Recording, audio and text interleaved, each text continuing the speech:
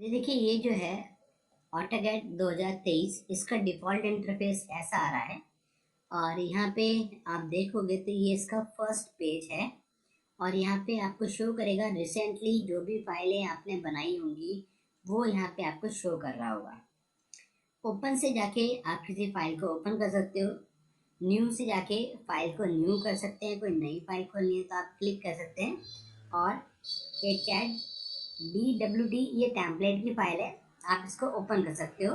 या यहाँ से भी मैं न्यू में जाऊँगा तो न्यू में मुझे ये सारे टेम्पलेट ही मिल रहे हैं। टेम्पलेट हैं सारे के सारे। टेम्पलेट का मतलब है रेडीमेड बनी बनाई सेटिंग्स जो ऑटोकैड के अंदर आएंगी। ऐसे ये 3D के लिए बना हुआ है, ये 2D के लिए बना हुआ है, ये इसका मतलब है। ठीक है, तो आप यहाँ से डायरेक्टली ओपन कर सकते हो। यहाँ से आप यूनिट भी ले सकते हो। मैट्रिक लेंगे तो मिलीमीटर आएगा, इंपीरियल लेंगे तो इंचेस और फीट वाला आएगा। ठीक है, तो अभी मैं यहाँ से क्लिक करता हूँ और मैट्रिक ले लेता हूँ। और यहाँ पे ऊपर आपको साइन इन का ऑप्शन दिख रहा है, आपको साइन इन नहीं करना है। ठीक है, अगर आपके पास लाइसेंस वर्जन है या स्टूडेंट वर्जन है तभी आप साइन इन करिए, अदरवाइज आप इसको साइन इन मत करिए। जैसा आ रहा है ये ठीक है, इसी से ही काम चलाएं। यहाँ पे आएंगे, ये इसका डिफॉल्ट इंटरफेस ऐसा आएगा। फर्स्ट पेज जो आता है वो इस तरीके से इसका पहला पेज आएगा। इसके बाद आप यहाँ पे देखेंगे एक ये एरो सा आ रहा है यहाँ पे, ये वाला मिनिमाइज करने के लिए पैनल बटन को। ये जो है ये सारे पैनल हैं, इस पैनल को छोटा कर दिया, एक बार और क्लिक किया, बिल्कुल मिनिमाइज हो गया। फिर एक बार क्लिक करेंगे तो फिर से गायब हो जाएगा सारा का सारा। और एक बार और क्लिक करेंगे तो वापस ये शुरू वाला पहला आ जाएगा। ठीक है, ये यहाँ पे जितने भी हैं ये पैनल हैं, रिबन पैनल है ये सारे के सारे। इसमें ड्रॉ मतलब ड्रॉ कुछ करना चाहते हैं तो ड्रॉ के सारे ऑप्शन आपको यहाँ मिल जाएंगे। ड्रॉ का मतलब बनाना। मॉडिफाई करना है, कुछ चेंजेस करना चाहते हैं तो आप यहाँ से इसको बने हुए के अंदर चेंजेस कर सकते हैं। एनोटेशन के अंदर कोई डायमेंशन करनी है, आपको टेक्स्ट लिखना है, टेबल बनाना है, कोई लेटर बनानी है, उसकी सेटिंग्स उसको बनाने के लिए यहाँ पे ऑप्शन है। ये लेयर के ऑप्शन है, ये ब्लॉक बनाने के ऑप्शन है, ये ऑब्जेक्ट की प्रॉपर्टी के ऑप्शन है, ग्रुप के ऑप्शन है, ये कुछ यूटिलिटीज ऑप्शन है, और ये क्लिपबोर्ड के कॉपी कट पेस्ट उस टाइप के ऑप्शन है। ऐसे इसमें इंसर्ट में जाएंगे तो ऑप्शन है, एनोटेशन है, पैरामेट्रिक है, ये और कुछ एडिंग्स एक्स्ट्रा के हैं, और ये सब यहाँ पे आपको इस तरीके का ऑप्शन मिल जाएंगे। ठीक है, अब इसके अंदर क्या है, ये जो आ रहा है हमारे 2D का इंटरफेस है, इसमें सब 2D ही चल रही है। ठीक है, 2D वायरफ्रेम यहाँ पे जा रहे हैं तो लिखा हुआ भी आ रहा है 2D वायरफ्रेम।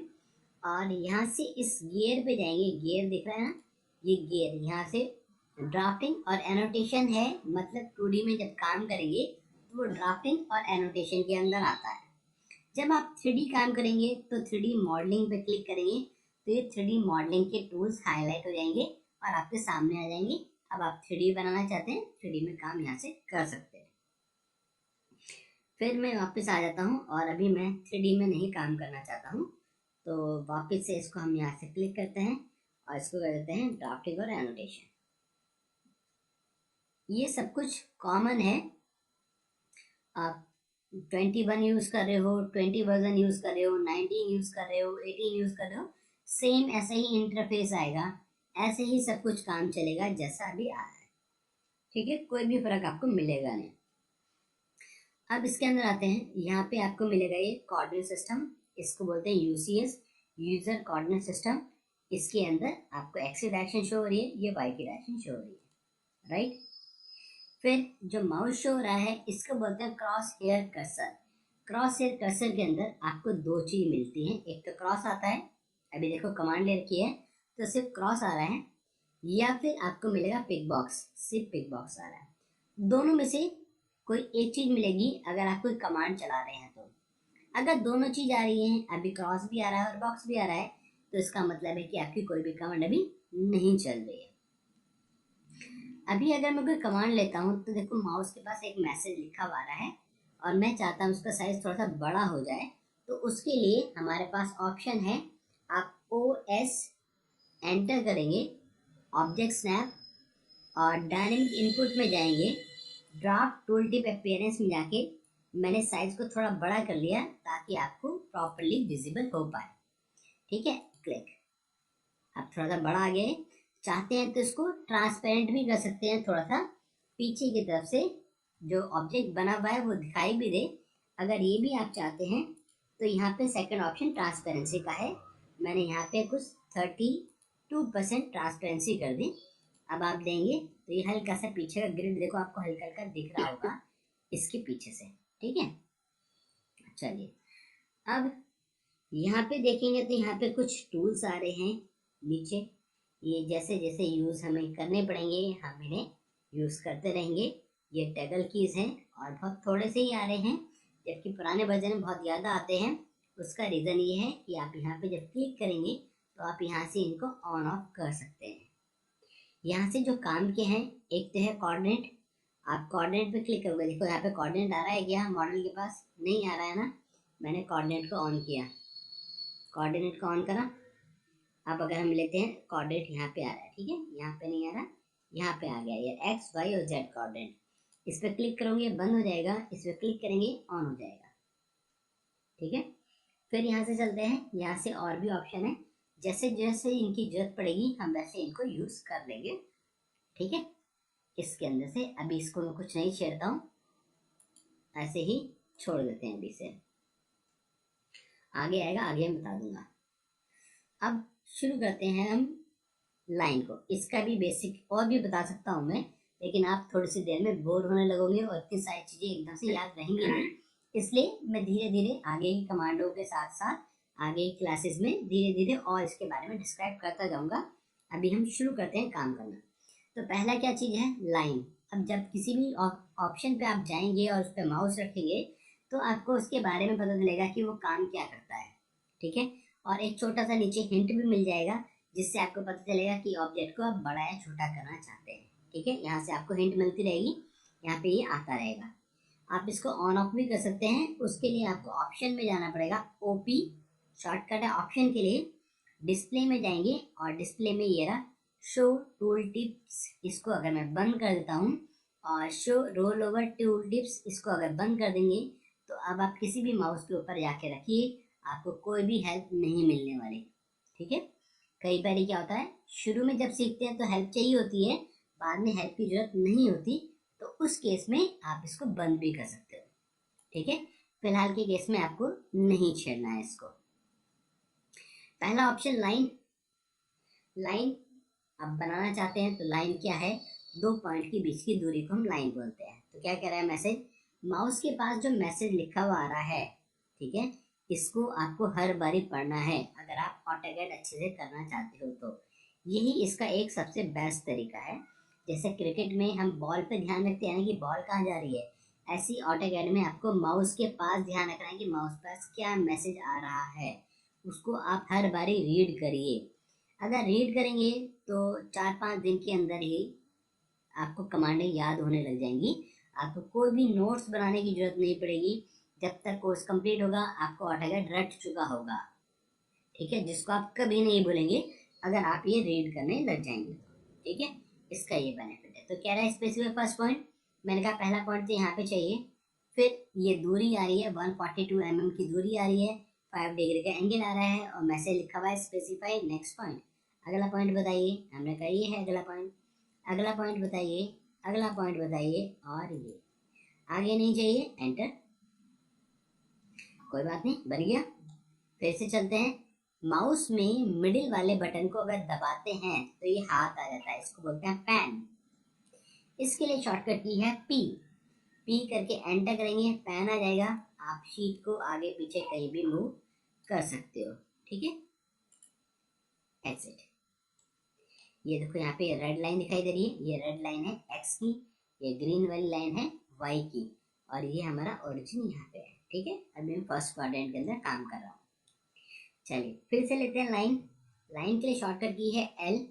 आप लाइन पूरा भी टाइप कर सकते हो, कोई प्रॉब्लम नहीं है, तो भी काम करेगा। और लाइन लेने के बाद मैंने इसके अंदर कुछ दूरी डालनी है 150 की, और कीबोर्ड से करेंगे एंटर। 150 हो गया।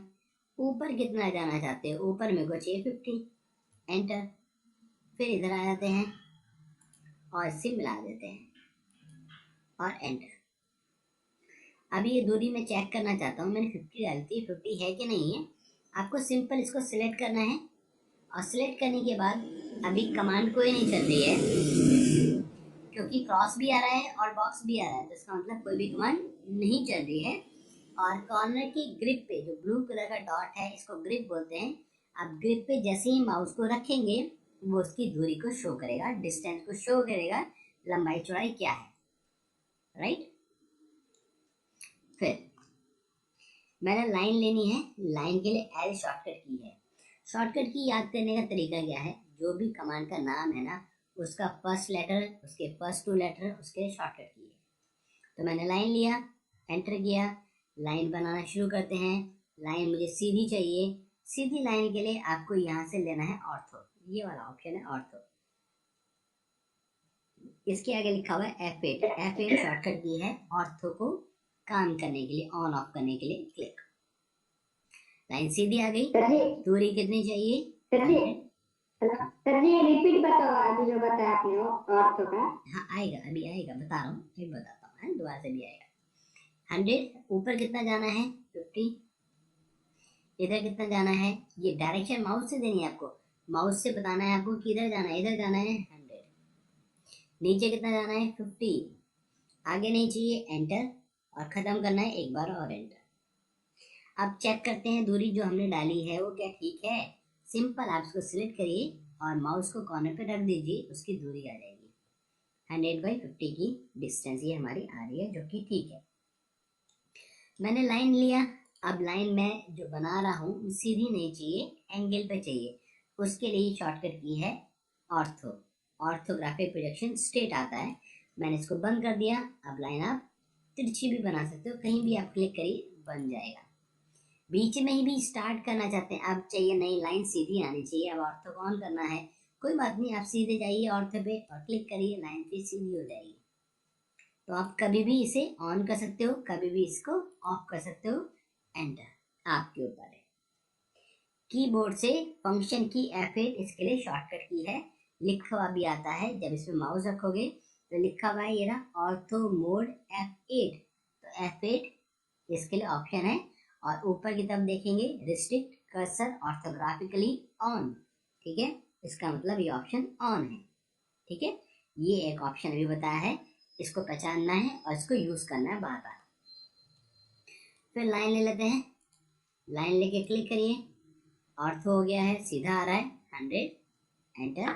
नीचे जाना है 25, एंटर। इधर जाना है 100, एंटर। ऊपर जाना है 25, एंटर। आगे नहीं चाहिए, एंटर, ठीक है। इसको छोटा बड़ा करने के लिए माउस के अंदर स्क्रॉल है बीच वाला, उसको आगे पीछे लाएंगे तो जूम इन जूम आउट होता है, ठीक है। बड़ा छोटा करना चाहते हैं तो इससे बड़ा छोटा हो सकता है। लाइन के बाद हमारी कमांड आती है, उसका नाम है इरेज। बना लिया है, बनाने के बाद गलत हो गया है, इसको मिटवाना है, तो क्या करना है आपको, आप लेंगे इरेज, सिलेक्ट करिए, राइट से लेफ्ट की तरफ लेंगे ग्रीन विंडो, देखो दिख रहा है डिलीट होता हुआ नीचे वाला, ये सब डिलीट हो जाएगा। एंटर, सिलेक्ट करने के बाद एंटर करना है। ऑटोकैड के अंदर कुछ चीज़ें जो मैं शुरू के 2-3 क्लासेस में आपको बताऊंगा उसको आपको याद रखना है। अगर आप कहीं लिखना चाहते हैं तो लिख लीजिए, जो इम्पोर्टेंट चीज़ें मैं बोलूँगा आप वहीं पे ही गलती करोगे, बाकी कहीं गलती नहीं होगी। जहाँ मैं हाईलाइट करके बोलूँगा कि आप एंटर भूल जाओगे तो आप एंटर ही भूलोगे। इसलिए अगर आप शुरू में कर रहे हो, फ्रेशर हो, अभी तक नहीं किया है ऑटोकैड कभी भी यूज़, तो यही गलती होगी, इसके अलावा कोई गलती नहीं होगी। फिर से देखिए, लाइन लिया, ऑर्थो को मैं ऑफ कर देता हूँ और यहाँ से हमने इसे बनाया और एंटर, कमांड खत्म हो गई। अब इरेज करना है, इरेज में गए, आप एक एक लाइन पे भी क्लिक कर सकते हो। सिलेक्शन करने के बाद अब ये डिलीट नहीं हुआ है, हमेशा सिलेक्शन करने के बाद ऑटोकैड के अंदर आपको एंटर करना पड़ेगा, एंटर, खत्म, ठीक है। इरेज के लिए शॉर्टकट की होती है ई, आप इरेज के लिए ई को यूज कर सकते हैं। यहाँ पे ऑप्शन है अंडू, अंडू मतलब एक स्टेप पीछे हो गए तो हमारा ट्राइंगल वापस आ गया। ऐसे ही ट्रायंगल मुझे कई सारे यहाँ पे चाहिए, मैं 5-6 ट्रायंगल यहाँ बनाना चाहता हूँ। तो ऑप्शन है, ऑप्शन का नाम है कॉपी।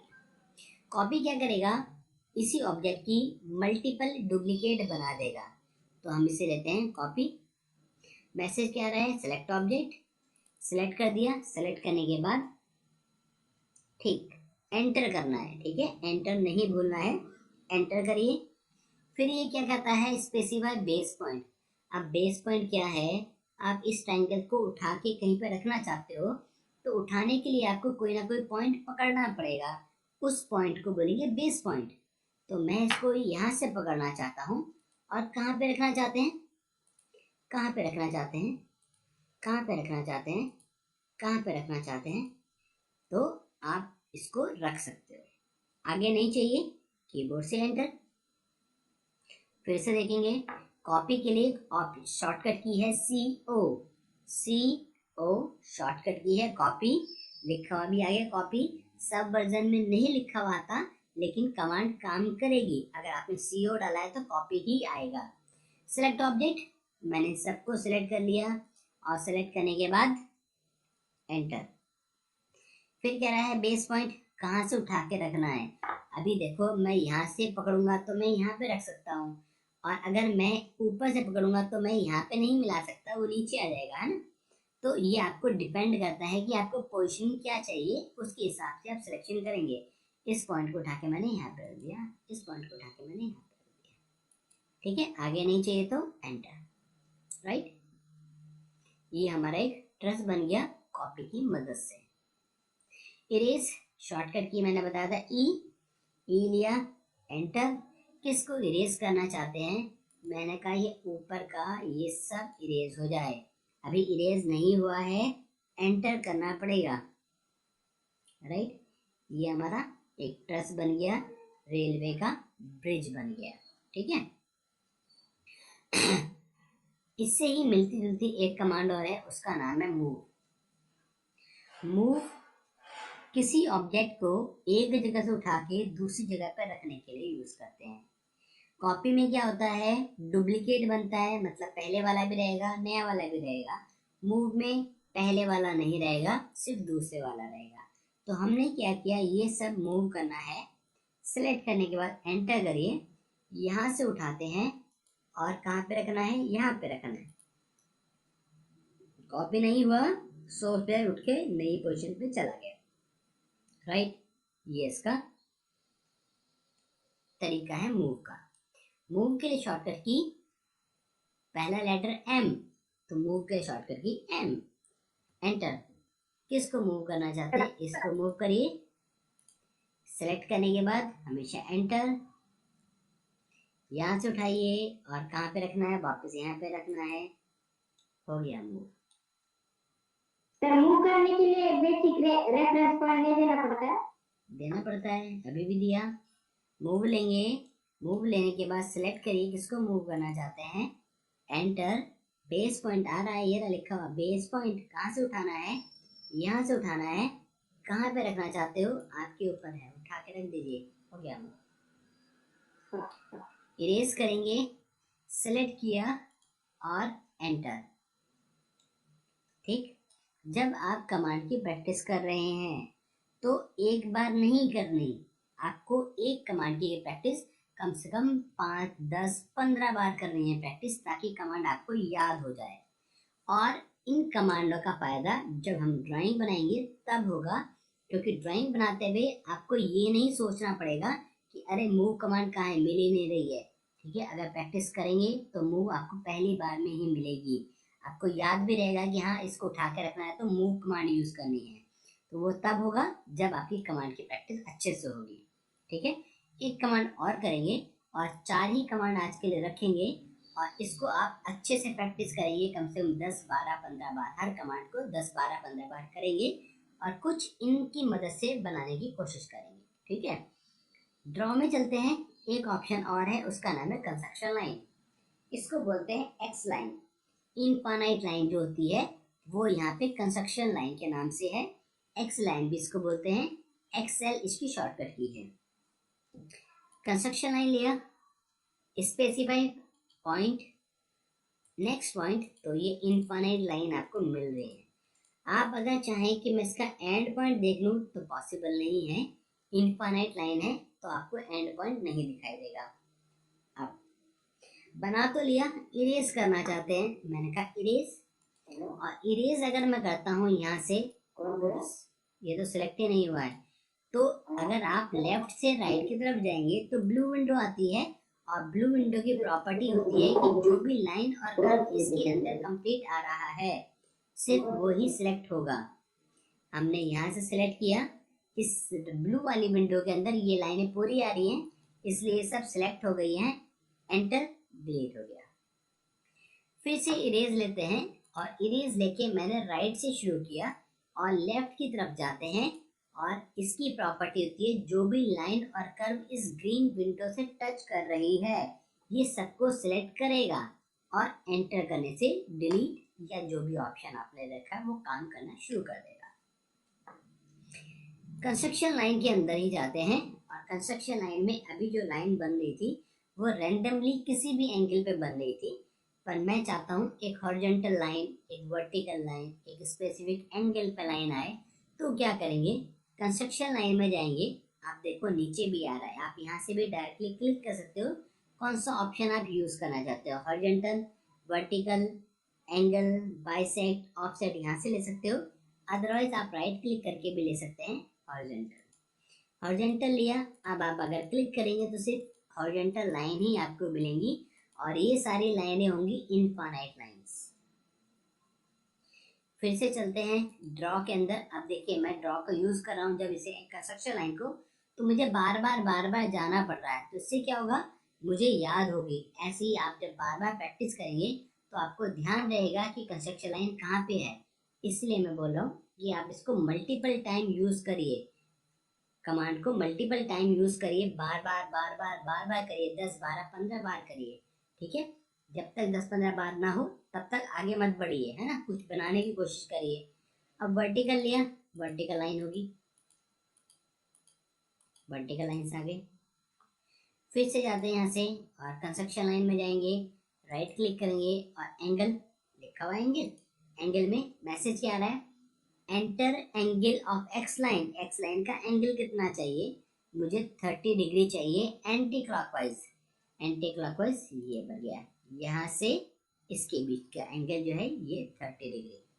आप जितनी बार भी क्लिक करेंगे 30 डिग्री की लाइन पे ही आएगा, एंटर, राइट। अंडू कर सकते हैं इसको, हट जाएगा।